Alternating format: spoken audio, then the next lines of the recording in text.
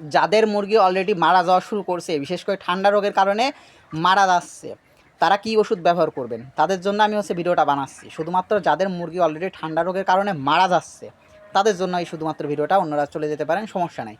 তো এখন দেখেন আমার হাতে কিন্তু একটা ওষুধের প্যাকেট, সেটা হচ্ছে মাইক্রোনিড। হ্যাঁ, দেখেন আমি দেখাই আপনাদের, এটা হচ্ছে মাইক্রোনিড। এটা হচ্ছে বা ক্যামেরার জন্য হয়তো বা উল্টো দেখা যাচ্ছে, এটা ওষুধের নাম হচ্ছে মাইক্রোনিড। যারা ব্যবহার করছেন এখন পর্যন্ত একবার হলেও তারা জানেন যে মাইক্রোনিড। তো মাইক্রোনিডটা আপনারা কীভাবে ব্যবহার করবেন সেটা আমি আপনাদেরকে একটু বলি। এই মাইক্রোনিড ওষুধটা নিয়ে আসলেন, আপনি ব্যবহার করতে যদি না জানেন তাহলে হবে না। যদি আপনার মুরগি যদি ঠান্ডা লাগে, ঠান্ডা কন্ট্রোলের মধ্যে না থাকে, তাহলে পরে আপনি মাইক্রোনিডটা ব্যবহার করবেন। সাথে হচ্ছে বঙ্গভেট ওষুধটা ব্যবহার করবেন।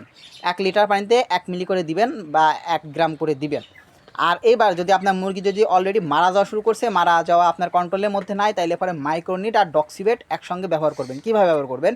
এই মাইক্রোনিড দেবেন 1 লিটার পানিতে 1 গ্রাম করে, আর ডক্সিভেট দিবেন হচ্ছে 1 লিটার পানিতে 1/2 গ্রাম করে দিয়ে আপনারা মুরগির ব্যবহার করেন। ইনশাল্লাহ দেখবেন আপনার মুরগির মারা যাওয়াটা কমে গেছে এবং হচ্ছে যে রোগটা আছে ওইটাও সেরে যাবে। তবে আপনাকে অবশ্যই একটা ডোজ পরিপূর্ণ করতে হবে। যদি ডোজ পরিপূর্ণ না করেন তাইলে কিন্তু লাভ হবে না, আবার কিন্তু যা তাই হয়ে যাবে। এই জন্য বলবো যে শুধুমাত্র 2 দিন খাওয়াইলেন, ঠিক হয়ে গেছে বা একটু কমে গেছে, বাদ দিলেন, তাইলে কিন্তু হবে না। আপনাকে অবশ্যই 3 দিনের, 5 দিনের অথবা 7 দিনের এর মধ্যে যে কোনো একটা ডোজ আপনাকে পরিপূর্ণ করতেই হবে, না হলে হবে না।